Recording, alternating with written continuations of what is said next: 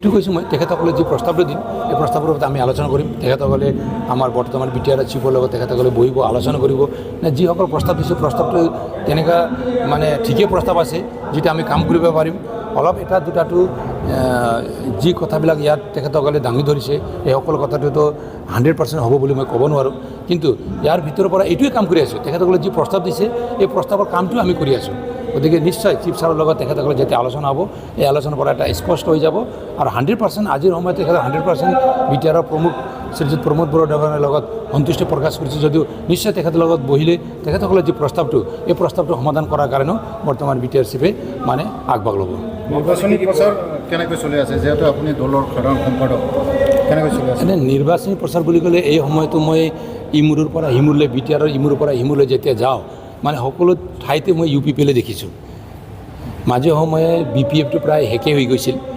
এই 15 দিনত অলপ BPFটো এটা দুটা প্ৰগ্ৰামটো ক'ৰবাত কৰাটো মই দেখিছোঁ। তেখেতসকলে এটা দুটাটো প্ৰগ্ৰাম কৰি মানে মানুহবিলাক গোট খুৱাই অলপ মানে কেনেকৈ UPPৰ চৰকাৰটো যাতে অলপ মানে কম চিট UPPলৈ পায় তাৰ কাৰণে তেখেতসকলে নিজৰ যিবিলাক টীমৰ মাজত কথা পাতি অলপ প্লেনিং কৰি আছে। কিন্তু মই যি দেখিছোঁ এইবেলি প্ৰমোদ বড়ো ডাঙৰীয়াই বিটিআৰক যি 5 বছৰত যি কাম কৰিছে, শান্তিৰ যি পৰিৱেশটো ঘূৰাই আনিছে, শিক্ষাৰ ক্ষেত্ৰত যি ধৰণে তেখেতে কাম কৰি আছে, বিটিআৰক অল ৰাউণ্ড ডেভেলপমেণ্ট কৰাৰ কাৰণে যি পৰিৱেশটো সৃষ্টি কৰিছে তাত বিটিআৰৰ সমূহ ভোটাৰসকলে সকলো জনগোষ্ঠীৰ ভোটাৰসকলে তেখেতক ভোটদান কৰিব বুলি মই আশা কৰিছোঁ। আৰু প্ৰমোদ বড়ো ডাঙৰীয়া আজিৰ বিটিআৰৰ এজন ভিজনাৰী লিডাৰ, তেখেতৰ নেতৃত্বতে বিটিআৰ সুৰক্ষিত আছে আৰু বিটিআৰক ভৱিষ্যতে যদি আগুৱাই লৈ যাব পৰা নেতা তেনে আছে এই নেতাটো হ'ল প্ৰমোদ বড়ো। গতিকে তেখেতৰ লগত থাকিয়ে মানে বিটিআৰত মানে ভাল এটা পৰিৱেশ সৃষ্টি কৰিব বিটিআৰৰ ৰাইজে বুলি মই বিশ্বাস কৰোঁ। কালিও বৃহৎ ৰেলী আয়োজন কৰিব বুলি শুনিছোঁ, কেনেকৈ? এনে আমাৰ ইভিনিং ৰেলীটো আমি বিভিন্ন চহৰত ঘূৰি আছোঁ। আমাৰ MCC নিশ্চয় আমি শুনামতে কিমান দূৰ সঁচা হয় 26 বা 27ত MCC হ'ব বুলি আমি গম পাই আছোঁ। তাৰ আগে অহাকালি 25th মানে তত আমি কোকৰাঝাৰৰ মাজমজিয়া চহৰত টাউনত আমি এটা বৃহৎ ৰেলী আমি ইয়াত আয়োজন কৰিছোঁ। প্ৰায় more than 40,000 আমাৰ পাৰ্টিচিপেণ্টসকল কোকৰাঝাৰৰ 6টা সমষ্টিৰ পৰা, আমি কোকৰাঝাৰ চিভিল ডিষ্ট্ৰিক্ট বুলি কোৱা নাই, কোকৰাঝাৰৰ 6টা সমষ্টিৰ পৰা তাত 40,000 মান আমাৰ পাৰ্টিচিপেণ্ট লোক আহিব। তেখেতসকলে শান্তি সমদল এটা আমি ওলাম, সম্প্ৰীতিৰ সমদল, উন্নয়নৰ সমদল, প্ৰগতিৰ সমদল, সমন্বয়ৰ সমদল, এইটো সংকল্পটো যে আমি লৈছোঁ এই সংকল্পটো লৈ যি ৰেলীটো আমি আৰম্ভ কৰিছোঁ এই ৰেলীটো কালি কোকৰাঝাৰত হ'ব। আমি কোকৰাঝাৰ হায়াৰ ছেকেণ্ডেৰী ফিল্ডৰ পৰা লৈ আমি গ্ৰীণ ফিল্ডলৈকে এই ৰেলীটো কৰিম। মই আপোনালোকক তাত মানে নিমন্ত্ৰণ দিছোঁ, আমাৰ সাংবাদিকসকলক মই তাতে আহিবলৈ অনুৰোধ জনাইছোঁ। আমি সুন্দৰ এটা যে পৰিৱেশ সৃষ্টি কৰিছোঁ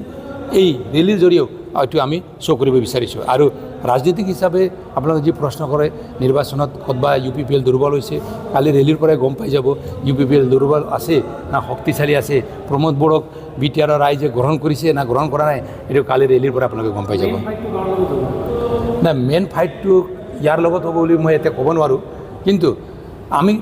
বিটিআৰৰ 40টা সমষ্টিতে নিৰ্বাচন খেলিম আৰু 40টা সমষ্টিতে আমাৰ মেক্সিমাম সমষ্টিতে আমি মানে জিকি আহিম। এইটো আজি আপোনালোকক কৈ দিলোঁ। আজিৰ এই সময়ত আপোনালোকে ভালকৈ মন কৰিব, পিছত আপোনালোকে ৰিজাল্টৰ সময়ত গম পাব আমি এবছলিউট মেজৰিটিতকৈ বেছি সদস্যটো আমি লৈ বিটিআৰ কাউন্সিলটো গঠন কৰিম। ওদালগুৰিৰ পৰা আৰম্ভ কৰি ওদালগুৰি, তামোলপুৰ, বাক্সা, চিৰাং, কোকৰাঝাৰ আজিৰ এই সময়ত আমি এবছলিউট মেজৰিটি লৈ গঠন কৰিম। আজি যি সময়ত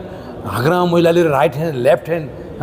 প্ৰাক্তন মন্ত্ৰী চন্দ্ৰমোহন ডাঙৰীয়া, প্ৰাক্তন ডেপুটি চিফ খাম্পা বৰগাৰী ডাঙৰীয়া, যিসকল BTCৰ ক্ৰিয়েটৰ হয়, BTCৰ গঠন কৰা BPF যিসকলে বনাইছে, BPF থাকি ইমান সময় ৰাজনীতি কৰিছে, গতিকে এইসকল ব্যক্তি যি সময়ত BPF লগত আছিল তেতিয়াও আমি আজি আহি চৰকাৰ বনাইছিলোঁ নহয়। 2020ত আমি চৰকাৰ বনাইছোঁ, 2021 না 22ত আমি সাংসদ বনাইছোঁ নহয়, জয়ন্ত বসুমতাৰীক আমি সাংসদ হিচাপে জিকাইছোঁ, বাই ইলেকশ্যন আমি জিকিছোঁ, সকলো ইলেকশ্যন আমি জিকি আহিছোঁ। গতিকে আজি তেখেতসকলো আমাৰ লগত আছে। গতিকে চিৰাং জিলাৰ পৰা আৰম্ভ কৰি কোকৰাঝাৰ জিলাত বহুত সমষ্টি আজি UPPL পাব। আজি অলপ ইফালে লম্পটম্প কৰাটো আমি দেখি আছোঁ, কিন্তু এইবিলাক একো নহয়। ভোটাৰ আমাৰ লগত আছে, ভোটাৰে আমাক ভোটদান কৰিব আৰু সকলো সমষ্টিতে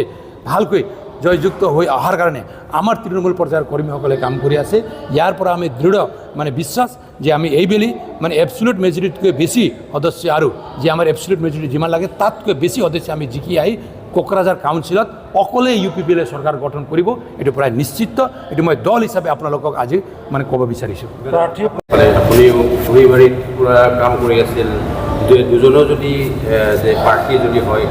অৰ্গেনাইজেশ্যনৰ বা ইউনিয়নৰ কোনে কাম কৰিব আৰু আপুনি কিমান আশাবাদী ফুৰিবাৰী নহয় অৰ্গেনাইজেশ্যনটো আমাৰ ভালকৈ চলিছে আমাৰ বহুত নেতা আছে ৰাজু নাৰ্জাৰীয়ে আমাৰ জেনেৰেল ছেক্ৰেটাৰী তেখেত হয় তেখেতক আমি প্ৰাৰ্থিত্ব প্ৰদান কৰিলোঁ তেখেতে নিশ্চয় মানে ভাল মাৰ্জিনে জিকাই আহিব বুলি আমি আশা কৰিছোঁ চৰকাৰ আমি বনাম BTR চিফ মহোদয়েও নিৰ্বাচন খেলিবই মই আজি কৈ দিলোঁ আৰু মই ইলেকশ্যন খেলিম নেখেলিম মোৰ দলৰ সিদ্ধান্ত দলে এইটো সিদ্ধান্ত দিব ইলেকশ্যন খেলাটো মই প্ৰথমতে কৈছোঁ সকলোৰে ইচ্ছা থাকে 5 বছৰীয়া মই পাৰিষদ হিচাপে ইয়াত কাম কৰিছোঁ নহয় আপোনালোকে জানে মই কিমান ধৰণে কি ধৰণে 5 বছৰত ইয়াত পাৰিষদ হিচাপে কাম কৰিছোঁ ৰাইজৰ সেৱা কৰিছোঁ ভাল কৰিছোঁ না বেয়া কৰিছোঁ নিশ্চয় আমাৰ সাংবাদিক বন্ধুসকলে এইটো ভালকৈ জানে গতিকে নিশ্চয় মোৰো ইচ্ছা থাকিব নিৰ্বাচন খেলাটো মোৰো ইচ্ছা থাকিব নিৰ্বাচন খেলা নিৰ্বাচিত প্ৰাৰ্থী মানে কেণ্ডিডেট হৈ নিৰ্বাচিত এজন সদস্য হৈ BTRত আহিবলৈ মোৰ ইচ্ছা আছে যোৱাবাৰ মই মনোনীত হিচাপে আছিলোঁ নহয় যোৱাবাৰ মনোনীত হিচাপে আছিলোঁ গতিকে মনোনীত হিচাপে বিশেষ এটা জনগোষ্ঠীক মানে প্ৰতিনিধি মই হিচাপে আছিলোঁ গতিকে BTRৰ 35 লক্ষ মানুহক মানে এজন পাৰিষদ হিচাপে আহি ইলেক্টেড পাৰিষদ হিচাপে আহি সেৱা কৰাৰ ইচ্ছাটো মোৰো আছে গতিকে যদি দলে কেণ্ডিডেট দিয়ে যদি দলীয় প্ৰাৰ্থী বনাই মোক কোনোবা এটা সমষ্টিত নিশ্চয় মই দলৰ এই মানে চিন্তাধাৰাত একচেপ্ট কৰি মই নিৰ্বাচনটো খেলিম নহ'লে BTRৰ প্ৰধান বা আমাৰ দলৰ সভাপতিৰ যি সিদ্ধান্তটো হ'ব এই সিদ্ধান্তটো আমি আগবাঢ়ি যাম আপুনি ডিমাণ্ড কৰিছে নেকি নাই আমাৰতো তেনেকুৱা কোনো এপ্লিকেশ্যন নাই আমাৰ দলৰ এটা সিদ্ধান্ত CWCৰ আমাৰ সিদ্ধান্ত কোনেও প্ৰাৰ্থীটো বিচাৰি এপ্লিকেশ্যন কৰিব নাপায় দলে নিজে দি দিব কোনে কাক ক'ত খেলিব ক'ত জিকি আহিব এটা ছাৰ্ভে হৈ আছে যিজনে য'ত জিকিব তেখেতক তাতে আমি প্ৰাৰ্থিত্ব প্ৰদান কৰিম এইটো আমাৰ সিদ্ধান্ত যোৱাকালিও এজন পদত্যাগ কৰিছে আৰু বহুত ঠাইত পদত্যাগৰ খবৰ আহিছে কি ক'ব না এইটোতো থাকিব 2020ত এইটো নাছিল দলটো এটা মজবুত হৈছে দল এটা শক্তিশালী হৈছে দলত বহুত কৰ্মীবিলাক আহিছে বহুত নেতাসকল হৈছে দলৰ সকলোৰে মনত এটা ইচ্ছা থাকে মই প্ৰাৰ্থী পালে ভাল মই নিৰ্বাচন খেলিবলৈ ইচ্ছা আছে কিন্তু ধৈৰ্য শক্তি কাৰ আছে কাৰ নাই ইয়াৰে পৰা আমি প্ৰমাণ পোৱা যায় যিসকলে ধৈৰ্য ধৰে তেখেতসকলে পিছতো তেখেতসকলে ইলেকশ্যন খেলিব পাব যিসকলে ধৈৰ্য নধৰে তেখেতসকলে দলটো ত্যাগ কৰিম কি কৰিম এইবিলাক কথাটো কয় কিন্তু মই বিশ্বাস কৰোঁ যিসকলে দল ত্যাগ কৰিছে তেখেতসকলেও অহা দিনত আকৌ নিজৰ ঘৰলৈ ঘূৰি আহিব নহয় নিজৰ ল'ৰা নিজৰ ঘৰলৈ ঘূৰি অহা নিচিনাই তেখেতসকলে ঘূৰি আহিব এজন দুজন অলপ ইফালে ইফালে কৰাটো আমি গম পাইছোঁ কিন্তু তেখেতসকলে আমাৰ লগত আলোচনা হৈ গৈছে UPPLৰ কোনো এজন মানে ব্যক্তিয়েও আজিৰ সময়ত কিবা এটা খং কৰি এদিনত এটা সিদ্ধান্ত লৈছে কিন্তু নেক্সট দিনত তেখেতসকলে আকৌ ওলাই আহি আমাৰ BTRৰ চিফ প্ৰমোদ বৰা ডাঙৰীয়া আৰু আমাৰ নেতাসকলৰ লগত বহি একেলগে কাম কৰিম বুলি তেখেতসকলে আগবাঢ়ি আহিছে মই আশা কৰোঁ কোনো দলীয় কৰ্মীয়ে এই ভুল সিদ্ধান্তটো নল'ব আমাৰ পৰিয়ালটো এটা সুন্দৰ পৰিয়াল যি পৰিয়ালৰ নামটো আমি UPPL দিছোঁ ইউনাইটেড পিপলছ পাৰ্টি লিবাৰেল যি লিবাৰেলৰ যি অৰ্থটো যি আছে ইয়াক সুন্দৰভাৱে ইয়াত ইষ্টাব্লিছ কৰা দিয়া উদ্দেশ্যটো আগত ৰাখি আমাৰ টিমে কাম কৰিছে তাত সকলোৱে একমত হৈ আগবাঢ়িব বুলি মই আশা কৰিছোঁ দাদা আপুনি